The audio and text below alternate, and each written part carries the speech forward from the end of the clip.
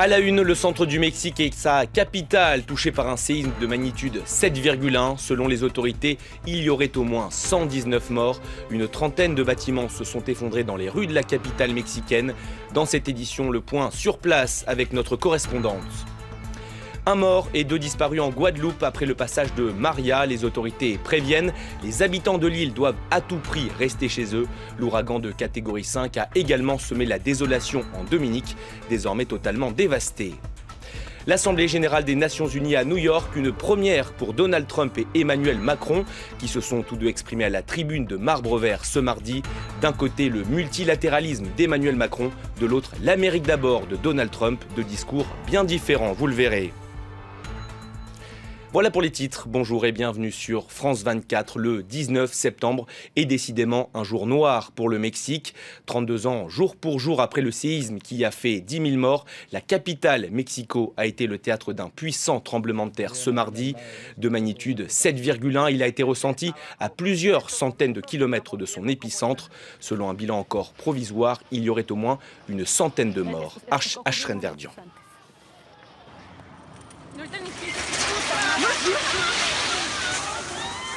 Ces images amateurs témoignent de la violence du séisme. Une trentaine d'immeubles de la capitale s'est ainsi effondrée selon les autorités. Dès les premières secousses, la population de Mexico, habituée aux tremblements de terre, s'est précipitée dans la rue et n'a pu que constater l'ampleur des dégâts. C'est horrible, horrible, vraiment horrible. C'est vraiment terrifiant. Je pense même que ça a dépassé la violence du séisme du 7 septembre. L'épicentre du séisme a été localisé près d'un village de l'État de Puebla, à 120 km environ de la capitale. À Mexico, une partie de la population a été prise de panique, des incendies s'étant par ailleurs déclarés dans plusieurs immeubles.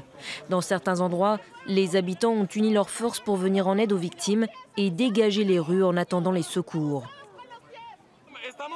Nous essayons de mettre les voitures sur le côté de la rue pour permettre aux pompiers et aux ambulances de passer, pour qu'ils puissent porter secours aux gens.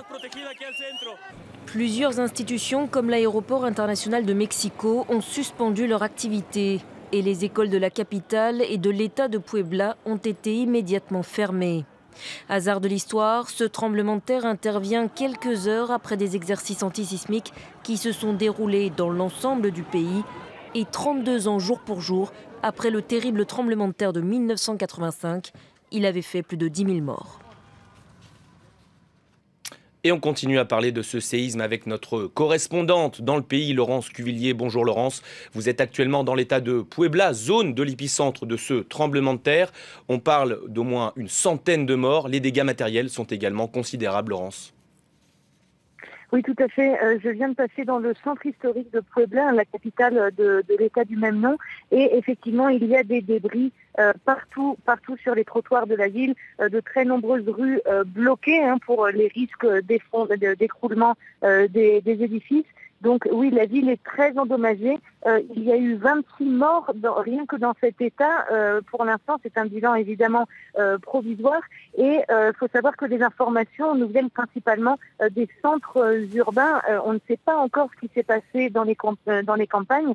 On sait juste que par exemple dans un petit village de cet état de Puebla, le village d'Atchala, une église s'est effondrée pendant la cérémonie d'un baptême, faisant au moins 9 morts. Donc le bilan va continuer évidemment d'évoluer. Pour l'instant, la solidarité est en train de se mettre en place dans les rues de Mexico. Vous le disiez dans le reportage, les Mexicains sont effectivement habitués à réagir en cas de séisme, mais ce qui s'est passé cette fois-ci, c'est que l'alarme antisismique n'a pas résonné. Normalement, à quelques secondes avant un tremblement de terre, une alarme antisismique résonne, permettant aux habitants de sortir des bâtiments. Elle n'a pas résonné cette fois-ci.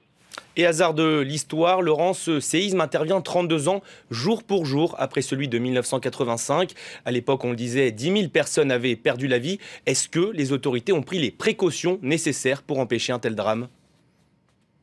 Alors, il faut savoir que le Mexique est doté d'un système de monitoring tout autant des éruptions volcaniques comme des séismes, qui est très perfectionné. Il y a une surveillance permanente et constante des séismes dans le pays. Et comme je vous le disais, comme la plupart des séismes ont leur épicentre sur la côte Pacifique ou au large des côtes Pacifiques, eh bien, les ondes sismiques prennent à peu près entre 40 et 50 secondes à se ressentir dans les grands centres urbains comme Mexico et Puebla. Cette fois-ci, l'épicentre était bien plus proche de la capitale, à peine à 120 km de la capitale. Alors on ne sait pas encore pourquoi le système antisismique, l'alerte antisismique n'a pas marché cette fois-ci. Peut-être que justement le délai était trop court, l'épicentre était trop proche pour que les autorités puissent lancer l'alerte et permettre aux habitants de se mettre à l'abri. Laurence Cuvillier en direct de la région de Puebla. Merci Laurence pour toutes ces précisions. On se retrouve bien sûr dans nos prochaines éditions. L'Assemblée générale des Nations Unies s'est ouverte à New York, l'occasion pour les dirigeants de la planète d'afficher leurs ambitions sur la scène internationale. Sans surprise, Donald Trump a évoqué les grands dossiers du moment, la Corée du Nord, le nucléaire iranien, sans oublier bien sûr la crise au Venezuela. Le président américain s'est également adressé à ses compatriotes avec toujours le même message, l'Amérique d'abord.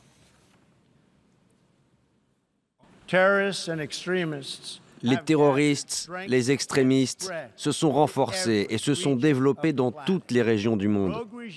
Les États voyous soutiennent la terreur, mais menacent d'autres pays et leur propre peuple avec les armes les plus destructrices que connaît l'humanité.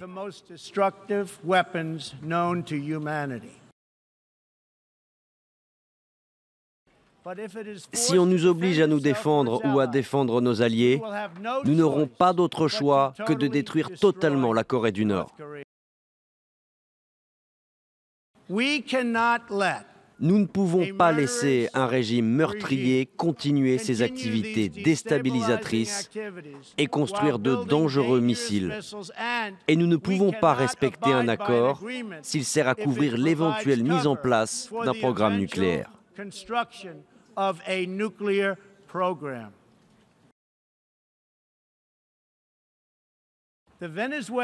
Les Vénézuéliens meurent de faim. Leur pays est en train de s'effondrer. Leurs institutions démocratiques sont en train d'être détruites. La situation est totalement inacceptable et nous ne pouvons pas rester sans rien faire à regarder cela. Et lui aussi prononçait son premier discours à la tribune de l'ONU, très attendu. Emmanuel Macron a mis l'accent sur le multilatéralisme. Parmi les grands thèmes abordés ce mardi également, l'accord de Paris sur le climat. Et le président français l'assure, il ne sera pas renégocié. Cet accord ne sera pas renégocié. Il pourra être enrichi de nouvelles contributions, de nouveaux apports, mais nous ne reculerons pas. Je respecte profondément la décision des États-Unis et la porte leur sera toujours ouverte. Mais nous continuerons. À ce jour, la Corée du Nord n'a donné aucun signe d'une volonté de négocier. Ses dirigeants s'enferment dans une surenchère acharnée. La France refusera toute escalade et ne fermera aucune porte au dialogue. Le dénoncer aujourd'hui, sans rien proposer d'autre, serait une lourde erreur. Ne pas le respecter serait irresponsable, parce que c'est un accord utile, essentiel à la paix, à l'heure où le risque d'une spirale infernale ne saurait être exclu. Les opérations militaires doivent cesser, l'accès humanitaire assuré et le droit rétabli face à ce qui est, nous le savons, un nettoyage ethnique. La France prendra l'initiative au Conseil de sécurité sur ce sujet. Emmanuel Macron et Donald Trump, deux tons et deux discours bien différents donc. Si l'un place les États-Unis au centre du jeu mondial, l'autre avance l'argument de la coopération internationale. À New York, l'analyse de notre envoyé spécial Armel Charrier. C'était une journée emblématique puisqu'il y avait le premier discours de Donald Trump qui était très attendu et puis il y avait aussi le discours du président français qui était attendu aussi, le jeune président français qui prenait la parole pour la toute première fois. On attendait effectivement de voir un peu les différences des uns et des autres. Donc Donald Trump a été effectivement très offensif sur la politique à mener vis-à-vis des États voyous et puis Emmanuel Macron a fait un vrai discours en réponse, un discours en miroir. Il avait le temps, en fait, il avait quelques heures. Ses équipes ont confirmé qu'il avait travaillé jusqu'au dernier moment, à la fois pour expliquer que la position de la France était d'aller vers du multilatéralisme parce que le monde était global aujourd'hui et qu'on ne pouvait pas résoudre des questions de terrorisme ou questions de climat si on n'était pas justement dans cette globalisation. Et à côté de ça aussi des réponses sur les attaques coréennes ou iraniennes qui avaient été tenues par Donald Trump. Ces rafales de vent atteignent les 270 km/h. Ouragan de catégorie 5, la plus puissante, Maria, a déjà totalement dévasté la Dominique. Il se dirige désormais au large de Saint-Martin et Saint-Barthélemy, méconnaissable depuis le passage d'Irma. En Guadeloupe, au moins une personne est morte et 2 autres sont portés disparus. Les habitants, eux, sont appelés à ne pas sortir de chez eux. Le point sur la situation, c'est avec Maryse Burgot. Certaines rues de Pointe-à-Pitre totalement inondées. Des pierres au beau milieu des avenues de Basse-Terre, plus au sud, et partout, des dizaines d'arbres arrachés. La Guadeloupe redoutait le pire après le passage de l'ouragan Maria. Elle déplore un mort, une personne sortie dans la tempête malgré les consignes de confinement. Les dégâts matériels sont parfois impressionnants. Cette habitante du Gosier, près de Pointe-à-Pitre, est désemparée.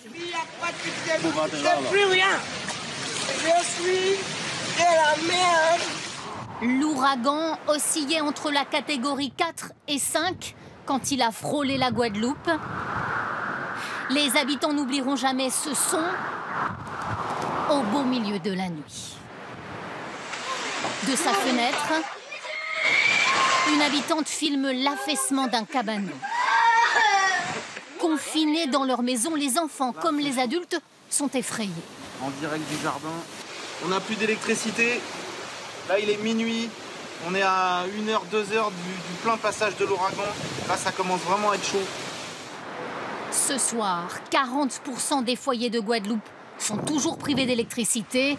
Les pompiers sont évidemment mobilisés. Il faut qu'on aille voir dans les zones littorales où on a des concentrations de population pour s'assurer qu'il n'y a pas eu de problème avec ces populations et que tout le monde va bien.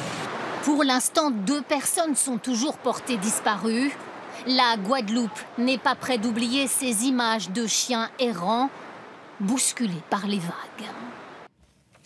Dans le reste de l'actualité, cette nouvelle évacuation de migrants dans le nord de la France. Ce mardi, les autorités ont délogé plus de 500 migrants. Tous vivaient dans un camp de fortune situé dans un bois en bordure de Grande-Synthe.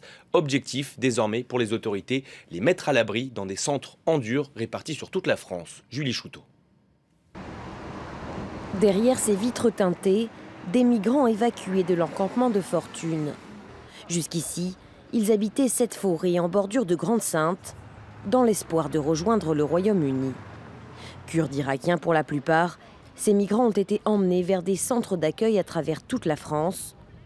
Une manière de les mettre à l'abri selon la préfecture. Quand il pleut autant sur la bande littorale, les conditions de vie sont compliquées. Les gens sont dans la boue, il y a des gens qui sont en situation d'extrême fragilité, des enfants, des personnes âgées, donc on ne peut pas les laisser dans ces conditions-là. Par le passé, le maire de Grande-Synthe avait déjà fait construire un camp officiel sur sa commune. Des petites cabanes en bois, détruites par un incendie en avril dernier. Cette fois encore, le maire de Grande-Synthe souhaitait construire des toilettes et des douches pour les migrants installés dans la forêt.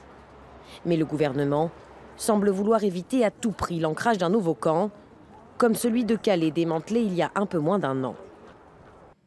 2 200 000 € récoltés pour venir en aide aux habitants de Saint-Martin et Saint-Barthélemy. Le grand concert Ensemble pour les Antilles, organisé ce mardi soir au Casino de Paris, devrait bien permettre d'accélérer la reconstruction sur place.